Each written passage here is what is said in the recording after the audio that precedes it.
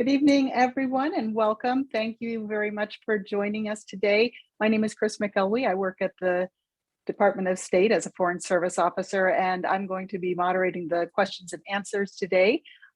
Because there are so many of you, we are not using the chat function, we're using the Q&A. So as you think of questions for our panelists today, please enter them and we'll try to get to as many as we can. We have about an hour. So I'd like to just start it off with David Kennedy, who will introduce himself and our other panelists. Thank you very much, Chris, and welcome everybody to this webinar. We're very excited to be with you this evening.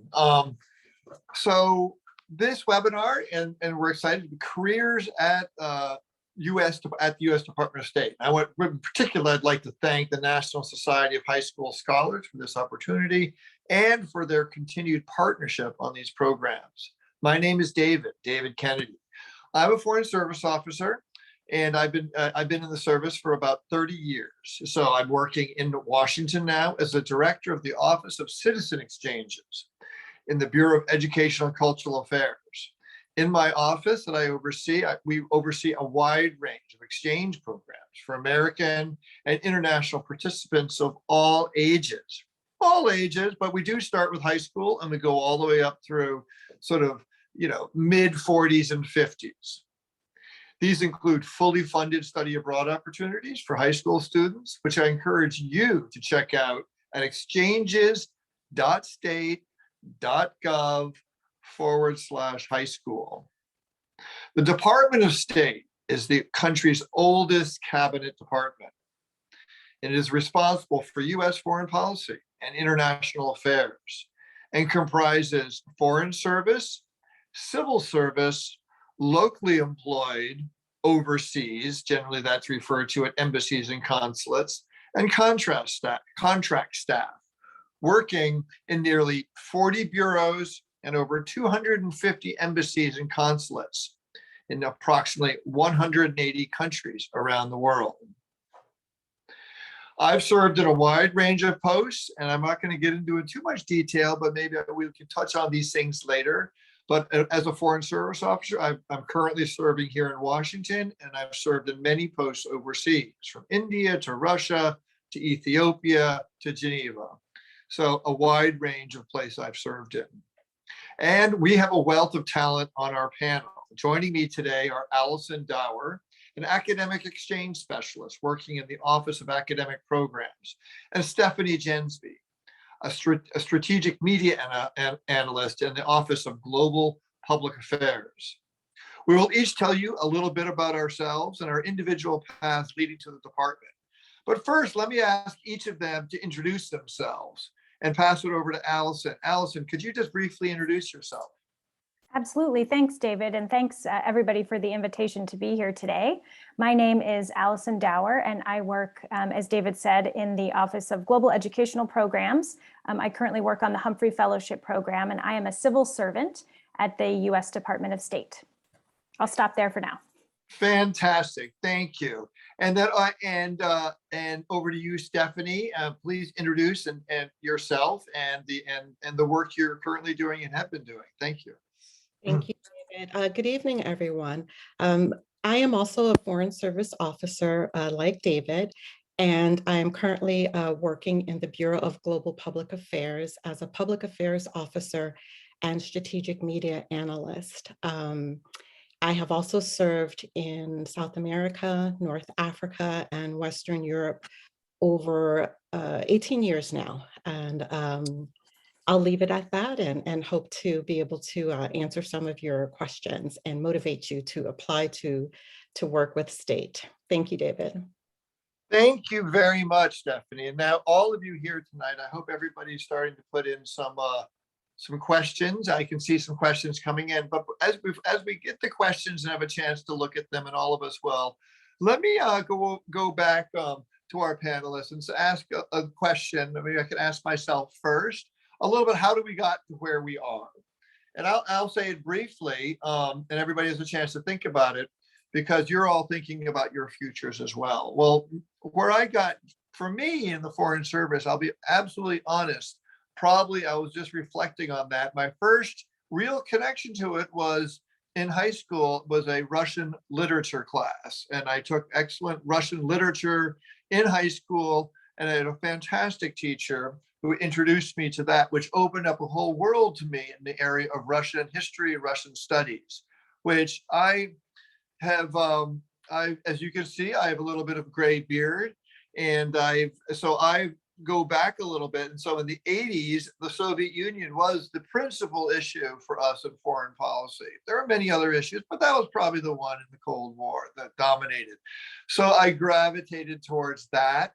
And the opportunities were largely in the diplomatic world. We didn't have there wasn't much business. And so I moved towards the diplomatic world and became a diplomat. It took time, it took effort. I ended up getting a master's degree and I different other things. And in the process, and I'll finish it on one thing, because as you look at the world of diplomacy, and then we'll pass it over to Allison and Stephanie, if that's a career, there are many different opportunities in the world of diplomacy, and we all represent them. But I joined something at the day working on cultural exhibits in the former Soviet Union. And so I went there as a Russian language specialist after graduate school, and I learned about the area of public diplomacy, which I then subsequently spent my career doing. And public diplomacy we can get into in detail if people are interested, but it's areas that we practice, and it's ultimately largely the practice of engaging non-government audiences, from media to academics, to think tanks, to students, to non-government organizations. So I'll stop there. My path did start largely at the time where I think many of you are, and I had a really fantastic teacher that opened up my eyes to real opportunities. So Allison, let me ask you to share a little bit your experience on how you ended up choosing your career and where you are today. Over to you, please. Excellent. Thanks, David. Yeah, happy to share. For me, the path began actually in college. I went to a four-year university, and I had the chance to study abroad while I was in college. And I remember thinking to myself, wow, everybody should have to do this, because if everyone had to do it, we would all be a little bit more understanding about people who are different than us. And that sort of, that really interested me in the field of international education, which is closely tied to the field of public diplomacy, of course, as you mentioned, David. When I was in graduate school, I applied for an internship to work in the Bureau of Educational and Cultural Affairs at the U.S. Department of State, because I was pointed in that direction by a career counselor while I was sitting in her office. And so I applied for the internship, and I got the internship. And while I was doing my internship, I tried to speak to as many people as possible. I tried to let them know how interested I was in the field and in what the State Department was doing in this field. And as a result of those conversations, there wasn't separately an opportunity for a pathways internship, which is a way to get into the civil service as a graduate or undergraduate student. And I applied for that position, and I was told about it by someone who I mentioned, who I had been speaking with about my interest in the field. And because of that, I was applied for and given a position at the Bureau of Educational and Cultural Affairs, a paid internship. I was able to finish my graduate studies and eventually was offered a full-time position at the State Department. And I've been here now for 9 years, working in 3 different jobs over the time. One quick note I'll make is that the civil service is different than the foreign service. The civil service, you are stateside the whole time, so you don't change posts, you don't go overseas, except for, of course, occasional work-related travel overseas. But it's slightly different than the foreign service, so I wanted to make sure I said that. And that's it for me. I'm happy to answer any questions that anybody has. Thanks. Thanks, Allison. That's a really good example of the different paths and the different types of positions and careers the State Department offers. Stephanie, how did you end up where you are now? What key moments help determine your choice of your career? Well, prior to joining state, I accumulated a lot of experience in 3 different fields. Directly after undergraduate, I worked in the publishing arena. And then I decided to go to graduate school where I focused on the administration of international programs.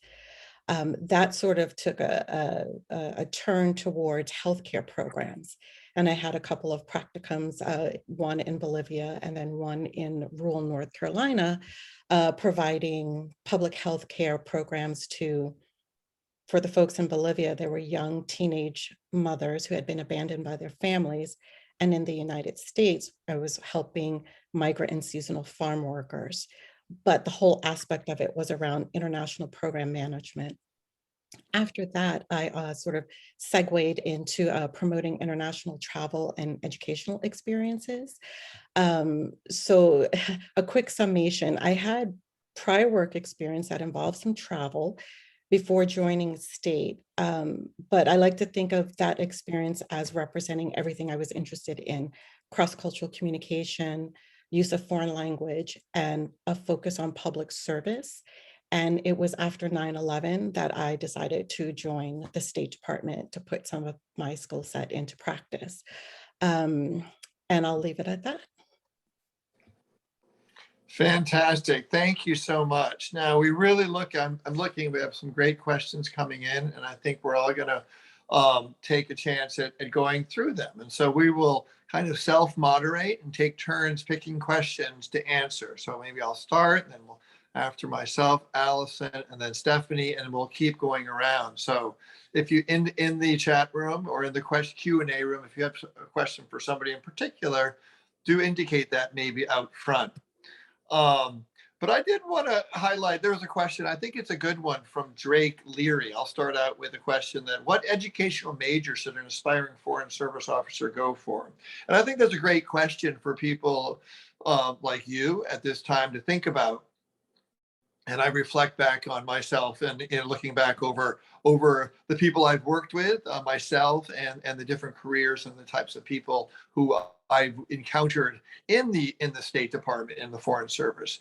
And I would say principally, there's no specific major that prepares you right for the Foreign Service. Probably, I can speak for the Foreign Service, probably for the civil service too. I think in the Foreign Service, I'll talk about that more specifically because that's what I did. You ultimately, as you probably know, you take an exam to enter, and you don't even have to have a college degree. You have to be 18, and I think it's 18, and you have to pass an exam, a written exam, and then there are some oral exams, and then you get in. It's a process. I won't go into too much detail, but any American citizen can apply for it.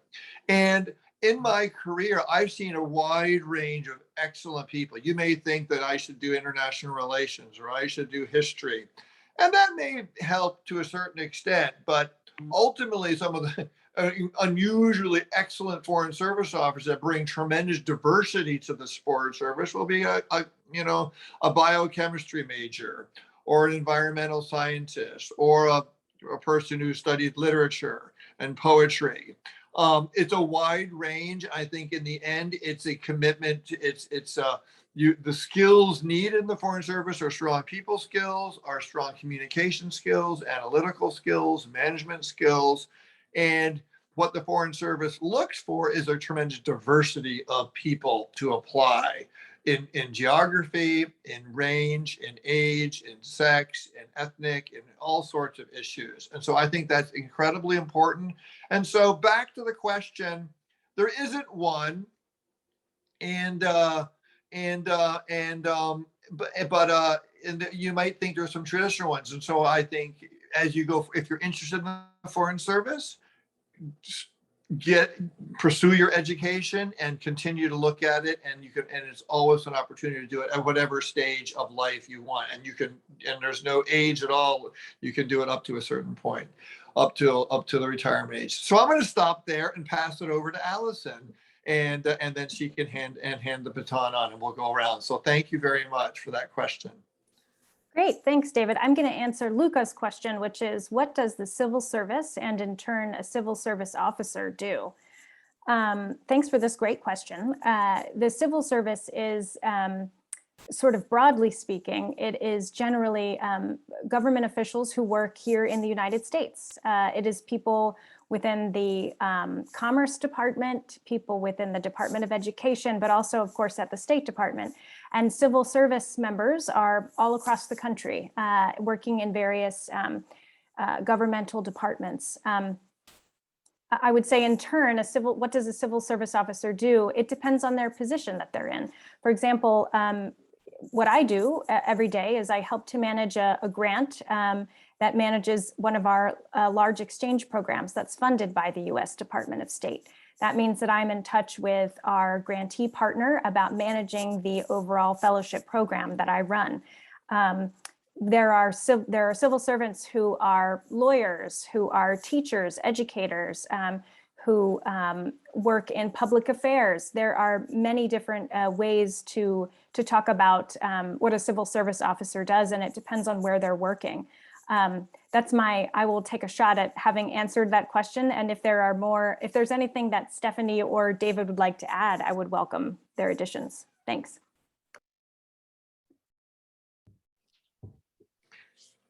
Stephanie, I think you can add to that or pick a question to respond to. Sure. I'll pick a question from an anonymous attendee. When diplomats serve overseas in foreign countries, do they have to be fluent in the language of the country, or are there professional interpreters who work for the Department of State? So with my experience, the answer is no. You do not have to have the language of the country in which you're serving. I have experience with that. I served in Casablanca, Morocco. I'm not an Arabic speaker nor a French speaker. And yes, we do have professionals who work with us, our locally employed staff members who are fluent in English, as well as their mother tongues. And in the case of Morocco, I work with Foreign Service nationals who were trilingual. So it was quite impressive. Of course, if you do have the language of the country you're serving in, it does help you in your personal life. The Foreign Service does offer language training, and many of the jobs do require that the officer has a fluency level of 3 in speaking and reading in the language. So for example, for my consular tour in Peru, I studied Spanish and passed the exam and was able to work on the consular line in the language of the host country. So it all depends. I do understand that when you are testing and trying to enter the Foreign Service, you may receive a few extra points based on your fluency in what's considered a hard language. For example, Chinese, Japanese, Russian, Korean. I believe there are a few more, but I'll just stop there. Great, thank you very much. I just want to make sure I wasn't on mute. So I'll come back to me. I'm going to combine a couple of questions that are somewhat similar. One from an anonymous attendee that Stephanie touched on a bit, which what do you do? What exactly does a Foreign Service officer do? But also, what is the role of the Department of State? And I think these are important questions. What is the role? Because we're talking about careers at the Department of State. The Department of State, as I said in my introduction, is the country's oldest cabinet department. Is responsible for U.S. foreign policy and international affairs. So essentially, the Department of State is the branch of the executive, is the part of the executive branch that reports to the president and executes and implements the president's foreign policy. The president designates or nominates, which is then approved by the Senate, a Secretary of State who carries out a policy of the president. So that is the ultimate role of one thing, of carrying out the policy, and the policy affects many, many areas. So as we heard, it could be from cultural educational exchange to political issues to economic conditions. I can touch on that a little bit as well, but essentially it implements the policy of the president.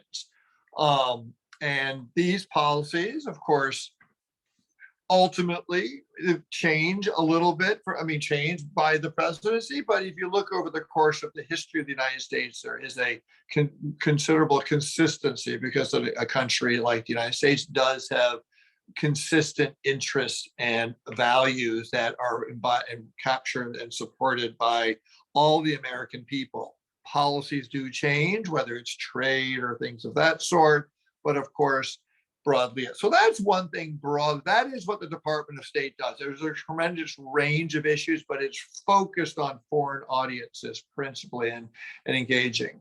Now, I will say a couple of things about what it says foreign officers, but I think foreign service officers do. And I would say, again, it's the role of the Department of State.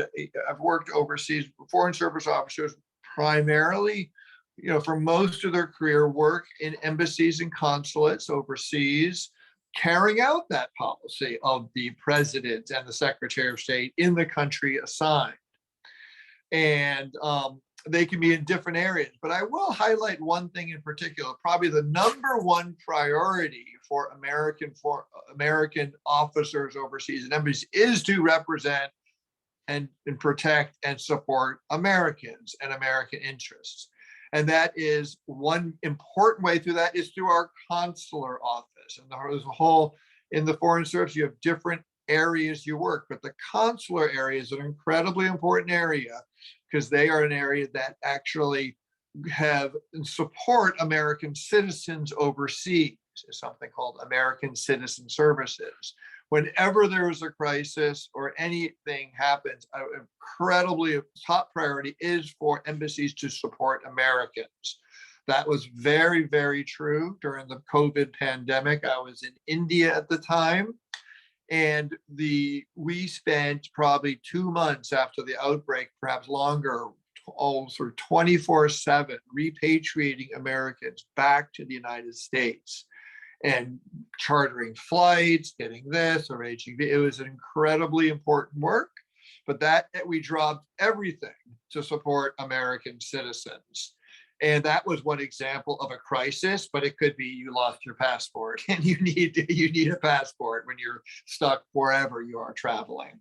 So, the other thing I will close, I don't want to talk to you because there's a range of careers. We've talked a little bit about what we do in public diplomacy. Some of us do that. You could be a political officer when you analyze the politics of a country, or an economic officer doing similar work. There's and things of that sort. But I will end by saying, in the Foreign Service, the State Department is most known, but there are other areas of the Foreign Service too. The Department of Agriculture has a Foreign Service. The Department of Commerce has a Foreign Service. They're smaller. You apply to them separately, but they are all part of the Foreign Service, serving at embassies abroad, representing the United States. And there are others, but I will say the last probably significant foreign agency, but it's gotten complicated. There's so many nowadays, is the U.S. Agency for International Development, which oversees America's development programs and humanitarian assistance overseas. So there's a range of issues of roles that foreign service officers do, but they're all ultimately executing and implementing the policy of the president.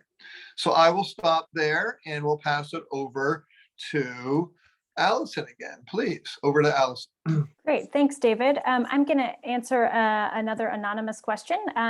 Can you easily go between the civil service to the foreign service and vice versa? This is a great question. I know colleagues who have done this, either converting from foreign service to civil service or the other way around.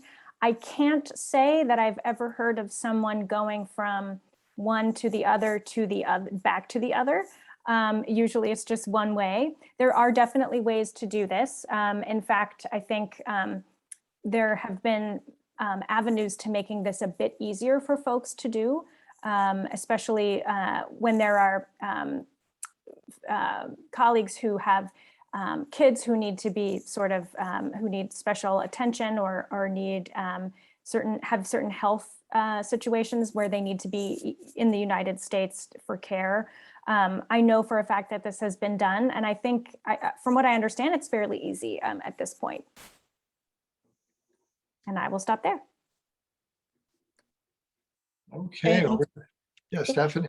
Sorry, I'll pick up the next question from an anonymous attendee. Is working in the State Department the same as working in an embassy overseas, or are they separate?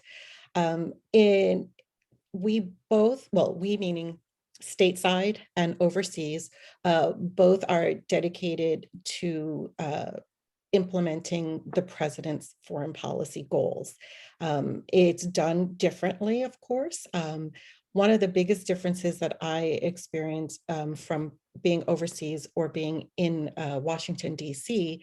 is the community that one can build. When you are at an embassy, there's a greater opportunity to build a community amongst all the other officers and locally employed staff members. Here in the US, you're at home and everyone, leaves work at 6 o'clock and goes their separate ways. So while you may become friends and enjoy a lot of lunches, at least in my experience, there weren't a lot of opportunities to engage after hours or on the weekends. So that's one of the differences that I've experienced, really building good friendships and ties that have stayed with me as I've transferred from post to post. Yeah, I'll stop there.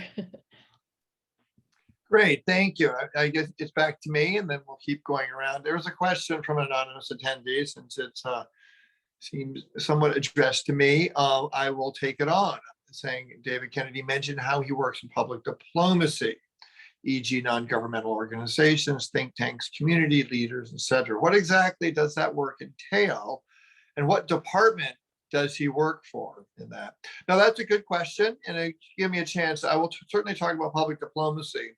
But when you join the State Department, the Foreign Service, if you go through the process and you take a written exam and you do and then there's an oral exam and other small steps. But you enter into a cone, and in the Foreign Service, it's called a cone. There are certain areas of general focus. One will be the political, one will be economic, one will be consular, one is management, one is public diplomacy. This is in the State Department. I did mention there are some other foreign affairs agencies. So I chose public diplomacy. And so that means principally I work in that area in my career in the Foreign Service. And what that entails is essentially what the United States, I think, was a leader in this. And it started years ago, of course. There was of recognizing the importance of non-government audiences overseas or anywhere. They recognize their importance in influencing opinion about the United States and in influencing, therefore, possibly policies for the United States, but also engaging. You can influence for certain ways, and you can engage non-government members of foreign countries to become partners, or over time, just developing good relationships of trust, mutual understanding, and others. So at an embassy overseas, say a political officer would principally be working with the Ministry of Foreign Affairs or some other political parties and be focused on that. A public diplomacy officer has a wider range of areas that he or she will work in. And it breaks into two generally. I don't want to be too complicated, but two areas that public diplomacy officers spend their career on broadly. Both of them are dealing with audiences and people and people outside of governments. One is media, is handling all the media operations for an embassy and the US government in that country. a public diplomacy officer would often be the spokesperson for the embassy. In today's world, it's gotten much more demanding with the tremendous rise of social media. So overseeing all the social media, the media relations, and supporting, of course, the ambassador overseas in executing the president's policy and explaining the president's policy through the media. So that's one important area that is part of public diplomacy. The other broad area of public diplomacy is what you alluded to, and I talked about mostly, is engaging important audiences that affect that country's democratic or public organizations, and that ranges from universities, because that's an important area for shaping opinion and dealing with opinion leaders, and also meeting next generation leaders such as you, speaking to students, working in that area, working on exchanges, inviting qualified students to come to the United States on exchanges, with think tanks, because think tanks are writing about policy and they're affecting public opinion. So engaging with think tanks, with community leaders, because they are active in their organization. So it's looking for members of that country's society who are influential players, or who could be, that we want to engage with, that we think would be in the interest of the United States government to have as a friend, a partner, or to explain American policy too. And so it's incredibly diverse and it's incredibly rewarding. And I've enjoyed it because I think it's personally the best part of the Foreign Service, because you deal with an incredible range of people, offering opportunities for them to engage with the American people. So I'll stop there. And if there's more questions on different things on that, please. But over to you now, Allison, for your next question. Great, thanks. I'm going to take this one, which says, what was day-to-day life like as an intern? I think that one's for me. So I'm happy to answer it. I think the coolest thing I got to do was I worked on one project on a US and Iraq bilateral higher education conference, which we hosted in Washington, D.C. And I got to work with a number of players across the State Department. It's a large organization, and I got to meet a number of folks working in different parts of the State Department. Some were focused on higher education and our bilateral relationship with Iraq, and others were focused specifically on the Near East, the Middle East, and the relationships that we have in the region, which was really interesting. I got to meet a lot of new people and to work on something that was very demanding and exciting at the same time. I would say the day-to-day was a lot more meetings and email, and I did get to work on several briefings for our Deputy Assistant Secretary. I got to take the first draft and see what the clearance process was like. The clearance process is essentially everybody above you gets to make edits to your draft, which is great. I mean, you get to learn, the way to do memos and the way to speak like you work at the State Department. So it was exciting. And I would say I had a really good time working during my internship. So I encourage everybody to apply for an internship at the State Department for sure. Stephanie, over to you. You're the first person I've ever heard say the clearance process is exciting. So I'm going to take two questions, one from Cassandra Hernandez and one from Adam. So Cassandra asks, what college majors would best prepare someone for a career in the Foreign Service? And Adam would like to know what jobs are best suited for those with an education degree. I think we've all talked about this a little bit. There isn't one major that will best prepare you. I majored in anthropology, and at the graduate level, I focused on intercultural management. But as David said, we have chemists, we have English majors. It's a wide variety. What I like to offer in addition is, with your college degree and as you're in school, try to get experience in public speaking, build up your interpersonal skills, build up your writing skills, and build up your ability to take direction. A lot of what we do in the Department of State is we help others do their jobs. So you have to learn that balance between helping someone do their job and then trying to do the job because you think you can do a better job at it. And then moving on to Adam, what jobs are best suited for those with an education degree? Just wanted to say there are two diplomatic tracks within the U.S. Foreign Service.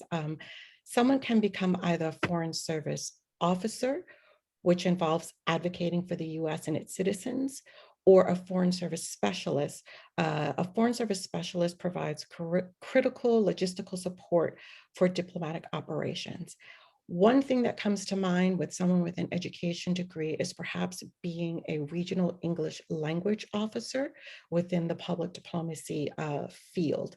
You would specialize in promoting education and educational programs and learning English throughout your career as a specialist. I'll stop there. Thank you. That's great. Thanks for adding on. It's incredibly important being a communication and speaking, but also taking direction. That's an important thing. And those are, some people have raised questions about that. I mean, of course, you only need to you just apply for the Foreign Service, but to succeed, I mean, work internships, professional experience, getting out there really helps a lot. Let me take a couple of questions, and I'll wonder a couple of ones. It's an interesting one. What is it from Kari Seals? It's, sort of about living abroad in the Foreign Service. What is it like to live abroad, and do you get homesick? How often can you come back to the US? How is housing and other expenses handled abroad if you also own a house in the United States?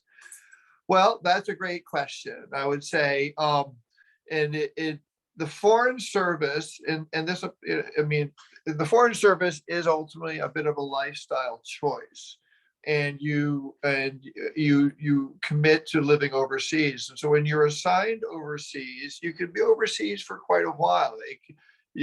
Often you would do 2, maybe 3 assignments of 2 or 3 years each. And so you could have positions overseas that take you from 6 to 8 years. Could be less, sometimes it could be more, and then you would rotate back and maybe do a tour in Washington in the Department of State. Now, when you're overseas, the embassy will find the housing for you and provides you housing and takes care of that for you. So that is a benefit. You do get free housing when you're overseas, when you're in, and that's part of the assignment there. If you have a house in the United States, as part of the question, that's something you just have to manage yourself. Most people would rent it out when they're overseas. Some people don't have a house when they're overseas, and then come back and rent when they're in Washington. There are different ways of doing it, but ultimately you're on your own when you're in the United States to find housing and take care of that. If you're a Foreign Service officer, I'm sure if you're a civil service officer too. But overseas, that's taken care of. Now, I will say a quick point about living overseas too, about, what is it like to live abroad? You get homesick and things of that sort. And I've certainly been in the business for quite a while and seen a lot of changes over the course of my career, particularly with technology. Of course, I started my career in the late 80s. Actually, I joined the Foreign Service in 1990, so quite a bit of time ago. And that was certainly before the internet and before Amazon, before all these things. Now in the Foreign Service, so you got the internet, you can talk to people all the time. And so you do feel incredibly close. And that is tremendous. And actually in flying and moving around the world, and certainly pre-COVID got easier. Now we'll see how things go. It's gotten a little bit more difficult, and that is a challenge because that is a fact of the Foreign Service. Things like that do happen. Pandemics don't happen too often, but events can happen that can restrict some travel. But generally, there's excellent communication and of that sort. And you are in an embassy community that's quite supportive. Some can be quite small. You can be in a country with a very small embassy, and so a very small American community, or you can be in a place like New Delhi, where I was just at, which has got a very large American community with a large American school. And of course, you're in a large city of New Delhi, but you do have a large community. So I think there's a lot to do to be active, and you certainly miss family members. That is true, but with communication today, that has been mitigated to a certain extent. So it is a lifestyle choice, and you have to think about it. And it has many rewards, but like every choice, there are some things that are maybe more challenging or not as good as others. You're a little far from your family and so forth at certain times. So I will stop on that one, but that's a good question, because any choice of the Foreign Service or a career does have important personal and personal impact on your lives. So thank you very much for that question. Now back over to you, Allison, please. Great, thanks. I'm going to answer Giovanna's question, and I would be curious what Stephanie and David would have to add to my answer. The question is, what would you recommend students in high school do now to prepare for a career with the State Department? And I think this is a great question. I wish I knew what I wanted to do when I was in high school. I think it's great that you do, so just congratulations on that. I would say, if possible, connect potentially with the diplomat in residence that's closest to you. This is a program where senior Foreign Service officers are positioned throughout the United States, and they perform a function of diplomat in residence. They are there, and you could potentially reach out to somebody in their office to learn a bit more about what they do. You could also look into various university programs where you could study international affairs. I would say think about where you would like to do an internship while you're in college. That is really an important part, I think, of I think that because it was my experience, to get an internship, and then I was able to continue on. So I would say do that. I would also say, if possible, get some experience overseas. I think it helps to provide a bit of perspective, and also if you're able to learn a foreign language, that always helps too. So yeah, those are my tips. I would say too, one more thing. Become comfortable advocating for yourself. I know that this is a bit difficult, and it gets easier as you get older, but don't be afraid to share your accomplishments and the things that you're good at, and to brag a little bit about yourself. I think this can be difficult, but the more you do it, if you spend any time in DC, you'll learn how to do it and to get comfortable with it. So I'll stop there for now. Thanks.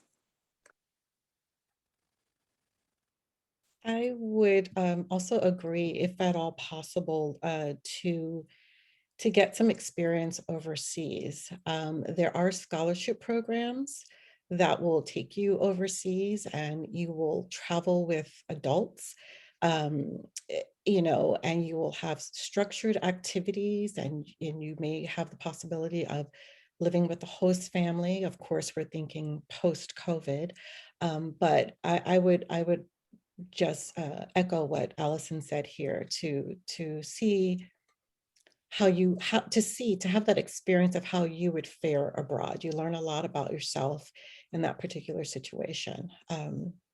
Okay, I'm going to answer a question from Megan Lee.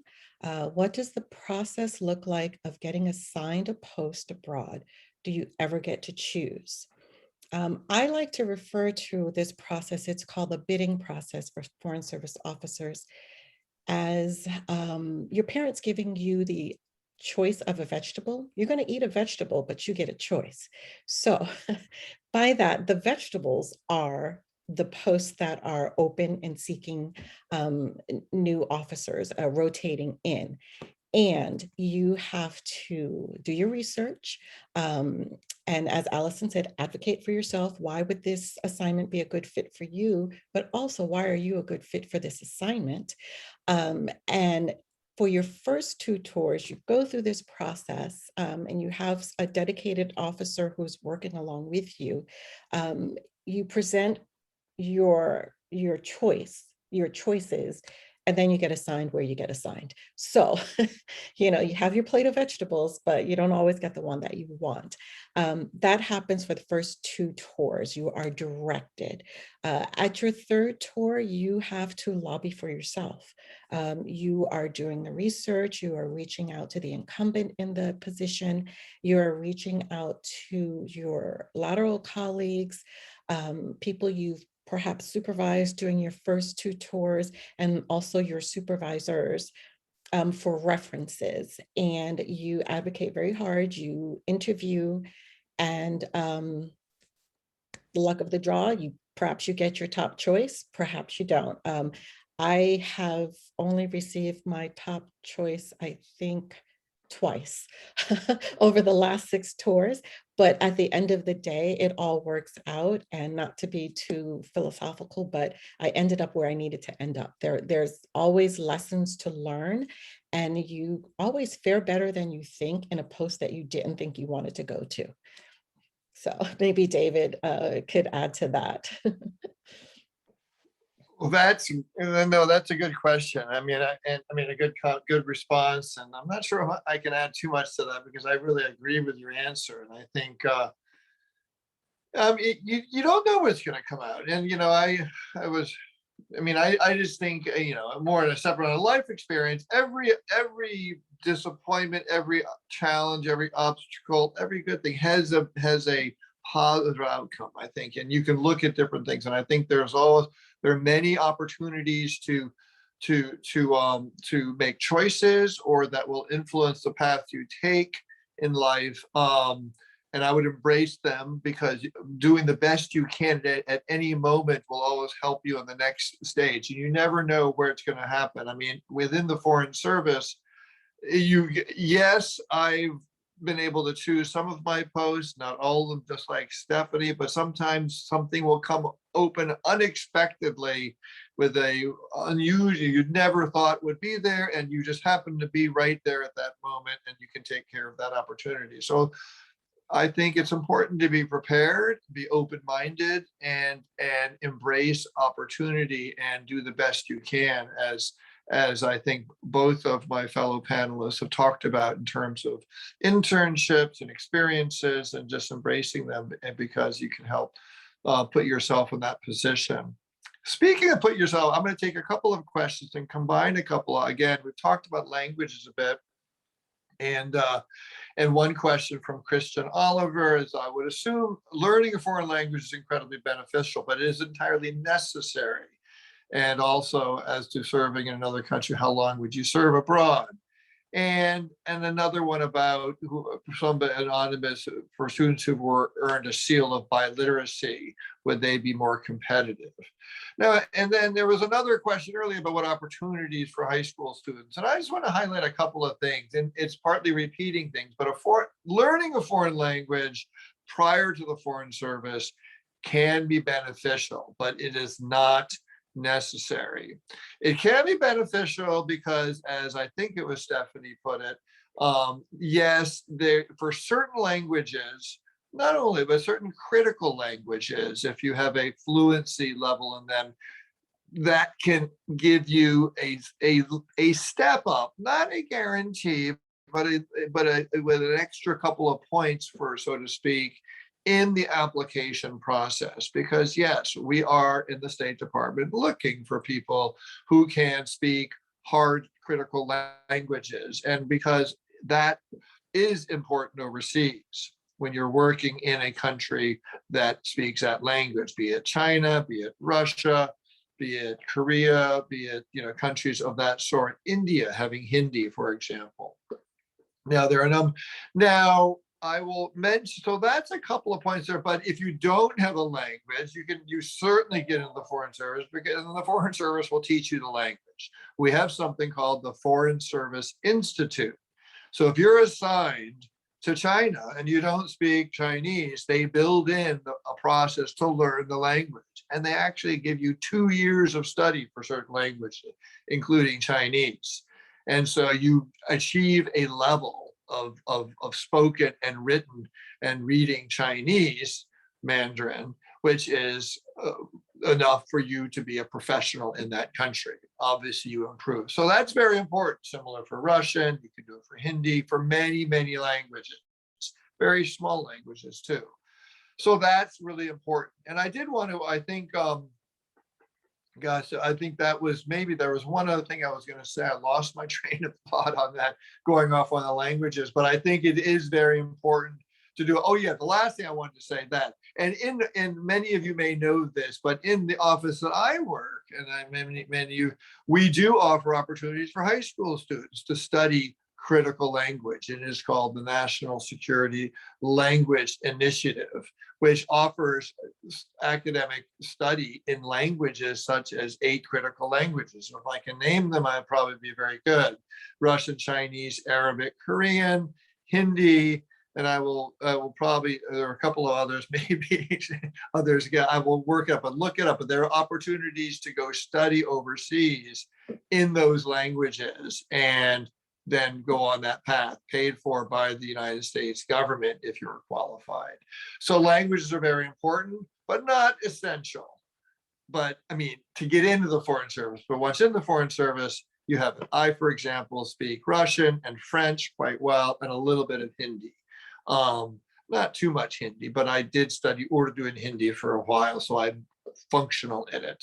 So anyways, that's it. Thank you very much. And I'll pass it over to Allison again, please. Thanks, David. I'm going to take 2 questions. One I've seen a couple of times, and it's, does the State Department have opportunities for lawyers? I will say I'm not a lawyer, but I do know people who are lawyers who work at the department. There are people, we have an entire legal office within the State Department, and they look at a variety of different issues, both sort of on the management and administration side, and also legally and sort of politically, and making sure that you know, everything that we're deciding and doing is legal. I think it's certainly not a requirement, but there are lawyers in the Foreign Service, there are lawyers in the civil service who aren't necessarily practicing law as part of their work. So I would say absolutely, there are positions for lawyers all across the State Department. And I would say the second question I'd like to answer is about the most joyful aspect of the civil service, what keeps you doing what you do. I would say for me, you know, I work in public diplomacy. I think we all work in public diplomacy. It's the people that you get to work with, and not necessarily your colleagues, but the individuals who are participating in exchange programs, the foreign citizens who are here in the United States or who are overseas, if you're in the Foreign Service, the individuals who are really quite similar to us and who all want mostly the same things as we do. It's that sort of interaction with people who are different and yet very similar to us. That's what keeps it interesting for me. I run a fellowship program for international citizens who come to the United States, and I just got to see a number of them in Washington, D.C. a few weeks ago, and that was really a highlight after 2 years of almost 2 years of mostly virtual work. So I would say that's absolutely the best part and very joyful. So thanks. Okay, I'll take a question from an anonymous attendee. One of the things that drew me to this career was how rewarding it could be. What is one life-changing experience that you went through while on the job, or one of your most proudest / significant projects that impacted the life of others? I would say working in consular affairs at our U.S. Embassy in Lima.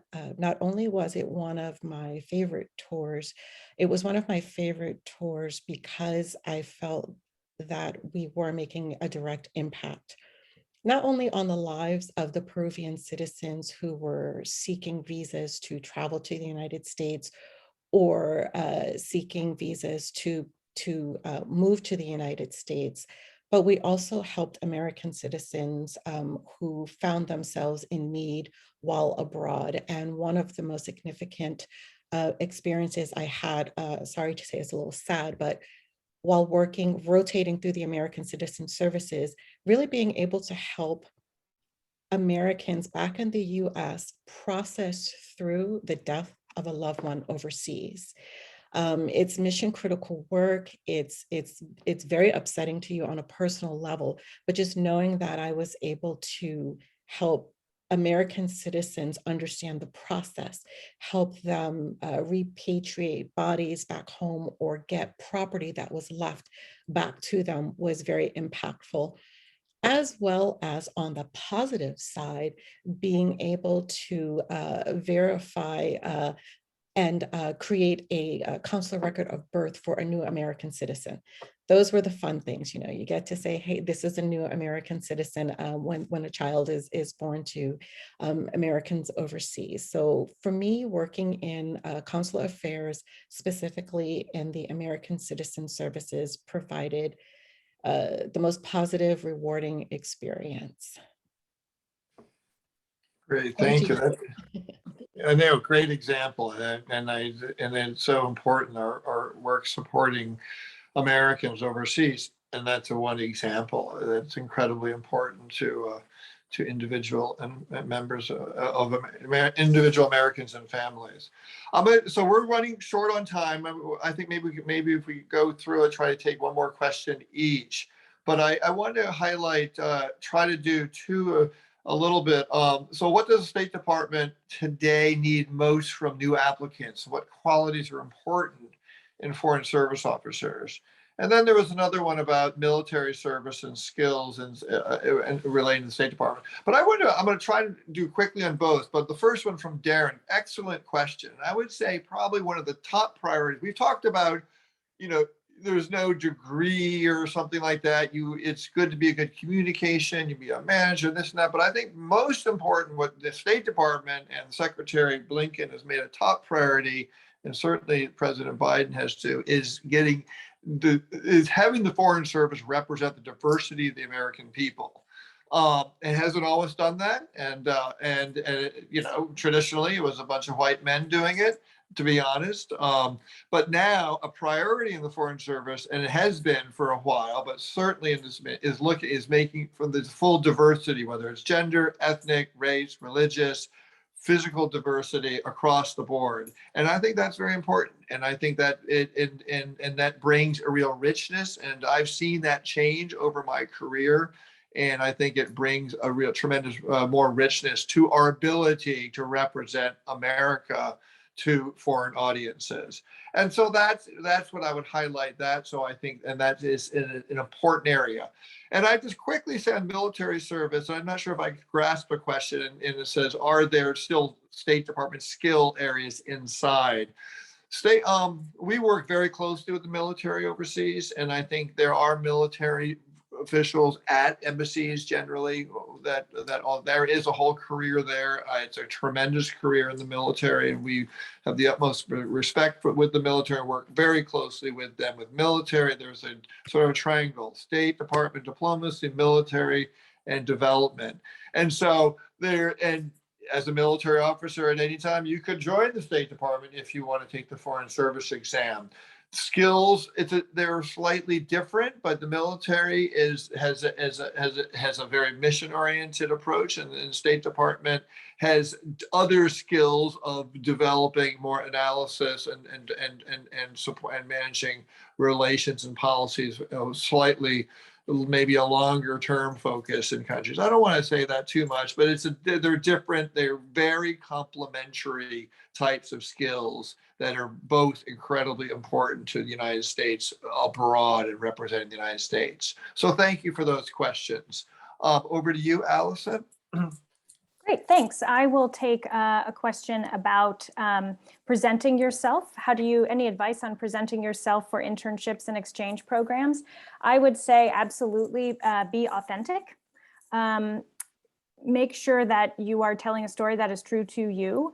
And I would say too, and this comes from my experience getting clearances, run any essays or paragraphs of application by somebody else who you trust and who knows you well. I would say that applications are hard, and it's hard to make an impact, to make yourself feel heard in an application. But I would definitely take the chance when you're doing a cover letter or any sort of application to be authentic and to, again, don't be afraid to advocate for yourself and to brag a little bit about your accomplishments. It's important to do that. I think that can be hard for people when they're first starting out, but it's all part of the fun. So anyway, that's it from me. Thanks. Okay, and I will answer, does working in the Foreign Service have time flexibility, and is it difficult to manage having a family? The short answer is yes, there's time flexibility, and it is not difficult to manage having a family, or I would say not any more difficult than it is to managing a family, period. When overseas, we have a community service liaison office that will help us if we need advice on care for young children, or after school activities, or weekend activities, or weekend excursions. We also, while in the Foreign Service and working at a US embassy overseas, we also enjoy all of the holidays that you enjoy here in the US, plus local holidays. So there's a lot of time that we get to spend with our family members, and there's a community of support that helps us get through some of what am I going to do with my kid after school, or what kind of activity can I afford in this country? There are people to answer those questions for you. So you can have a family and enjoy your life in the Foreign Service too. And that's it.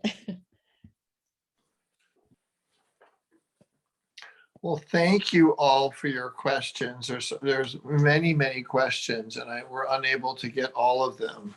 But I wanted to thank everybody for joining us today. And I'm not sure if Chris had something to say to close out, but we've really enjoyed this panel very much, and all the questions. There are many, many more questions. I'm reading through them, and we can try to answer them to the best we can.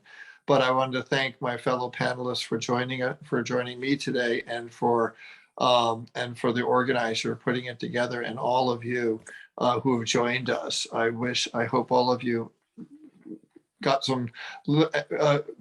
something out of this, obviously, but I think most importantly, there are many opportunities, and you should be open-minded for them, because I think, and I really appreciate what Allison was saying. You really do want to advocate for yourself, and that's one thing. It's incredibly important, and it is expected to do, and nobody else is going to do it but you.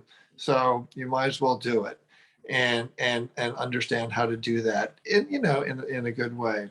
So thank you very much for everybody. If any of my panelists have any final words they would like to say, I will certainly pass it over to them, but I just want to say thank you.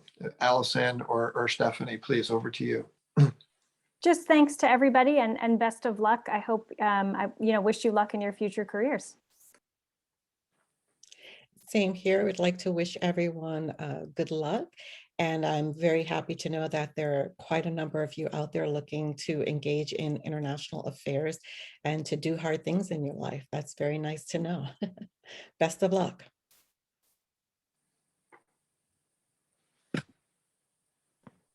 Thank you, everyone. Have a great night.